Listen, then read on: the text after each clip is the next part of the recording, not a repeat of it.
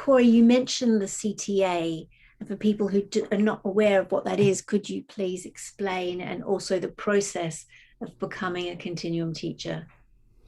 Sure. The CTA is the Continuum Teachers Association. And this was an organization that was formed to support those that are teaching Continuum and also to just support the continuation of Continuum in our world. And it's a wonderful resource where people can find information about teachers all over the world who are offering series or workshops or retreats or trainings. And there's also a wonderful newsletter that goes out to those that subscribe. I would recommend doing that if you're interested in Continuum at all. There's also some different explorations and things that they highlight from different Continuum teachers, again, around the world. And there's a directory where you can find teachers from all over in many different countries. And it's a really wonderful resource, and a lot of thoughtfulness and care was really put into this organization. And it's also it's a moving, kind of living, breathing organization, just like Continuum is in the world. So it evolves and changes as the life of Continuum through those that are now carrying these offerings into the world evolve and change and shift. So it's a wonderful resource and a wonderful organization. And could you talk a bit more about the process of becoming a teacher? You mentioned it a little before, and you said, you were mentored and you sent in a video. But for people who aren't aware of what they might go through if they want to become a teacher, could you explain that, please? Sure. So it's a little bit different now than it was as I was first entering, but for me, I had been mentored by Priscilla over the number of years. So she was my sponsor, I believe it was called at the time, and it may still be. And so once she felt like I had demonstrated, or she felt like I was ready to present a video of my teachings the to four other continuum teachers who did not have experience working in me, and that was actually an important piece. She wanted to have it be teachers who didn't know me already be able to review my video submission. Then once she felt I was ready to do that, then we could do that. And so I was I submitted a teaching video to my reviewees, and so one of them was Ellen Cohen, the other was Linda Rabin, uh, Rebecca Lawson, and also Elaine Calandreas. So each of them, along with Priscilla, reviewed my video. And actually, this was before Zoom things were happening. And so it was actually pretty tricky to figure out how to get my video to each of these people. Now the process is much smoother. But we did that. And then after they reviewed it, they had a sort of discussion amongst themselves, and they submitted some written feedback to me, but then I needed to meet with each one of them, and we did that via phone, and go over some things that they saw, like maybe there were places where I could have improved, things that I did well, just really different things that they could offer me from their experience and place of teaching.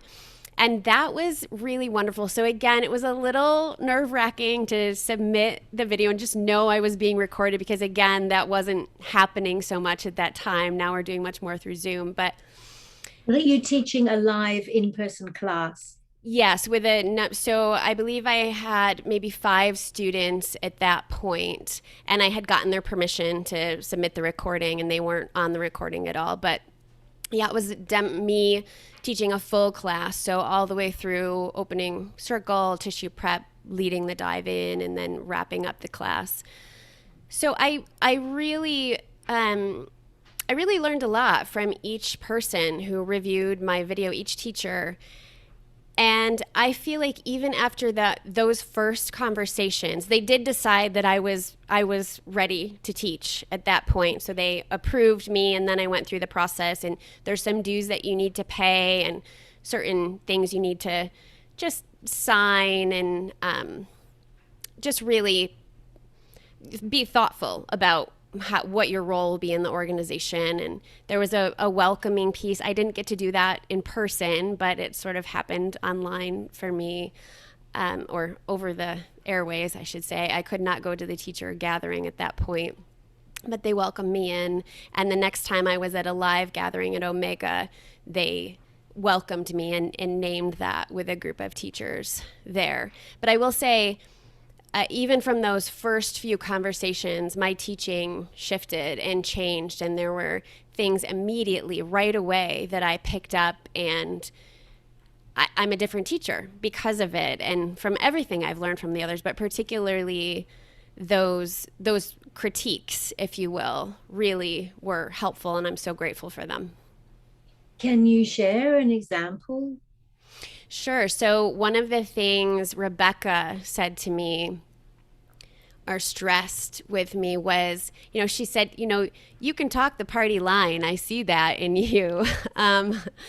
But it's also really important, and she had wanted me to remember how important it was to also teach from what I'm living, and what I'm curious about in the moment, and what inspires me, and to not worry about having to be another teacher, or having to be Emily or be Priscilla, but to really teach from a place of what's fresh for me. And I think there was a part of me at that point that was definitely doing that. I was definitely trying to model what the other teachers I had worked with, particularly Emily, because I really wanted to kind of do it justice.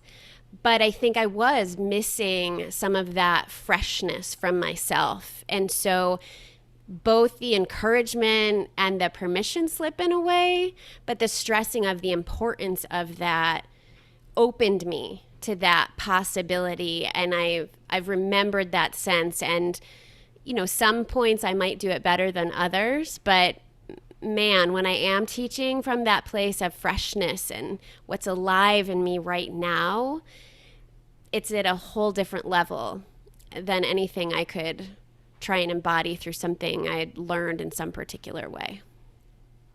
And again, could you give an example of what might be something specific to you that would really be where your own curiosity is taking you, or your interests that you've brought to a class? Sure. So, for example, oh gosh, now that you've asked me, all these different ones are popping into my experience. I was going to name one. So Name as I'll many just, as you like. okay. So one example was, well, I always try, before I teach a series, when I'm thinking, I'm beginning to plant the seed of the series, I kind of let the title come to me first. And then I open myself up even further to feel into what that means for me. And so that's kind of one example that happens all the time. I don't plan a whole series out. I open up to some inquiry and then let it fall in line. And sometimes it's so wonderfully surprising, even how I thought of this title, like for the series I'm teaching now, it's called Living into Pleasure. So I knew that was something I had curiosity and desire for in my own life. And then working with the dive that emerged was like, oh yes, yes, oh, this is perfect. Oh. So it's always fun to see how that comes through. But one example was, I knew I had planned to teach a series when I had come back from a camper van road trip. And in that road trip, there was points where I was having some headaches, And so I took my, I'm also a myofascial body worker, and I was taking my hair and doing a hair pull and a lift in my scalp, and really lifting my scalp off, my hair up off my scalp. And I became curious of what it would be like to put sounding into that space that had lifted. And so that just ended up informing a whole series around fascia and playing with the intricacies in the space between. And but that was just my real life exploration that I got curious about, and then it unfolded into this series. And I knew I was teaching a series. I had no idea, but then this blessing of a headache came, and the resourcing to be able to open up to that and then apply that in different areas of the body. And that was something really different that I'd never seen anybody do. I'd never seen any other continuum teachers work with like a lift around the scalp and sending sound between the skull and the fascia and the lift of the skin in between. So that was really fun to play with.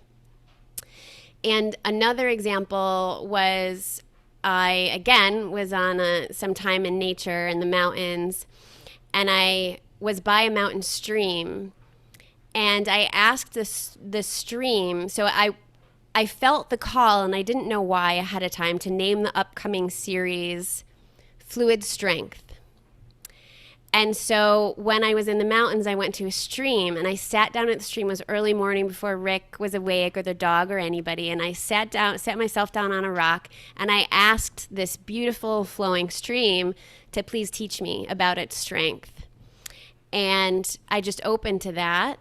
And then I saw, how the water is, how it doesn't give up, how when it meets a barrier, it doesn't just stop and say, oh, I guess I'll go home. It finds its way around the curve of the side, or if it meets a rock, it maybe rises up over, or it diverts and changes its path. And then I just started looking to water in all these different places. I noticed the power and the crash of a waterfall.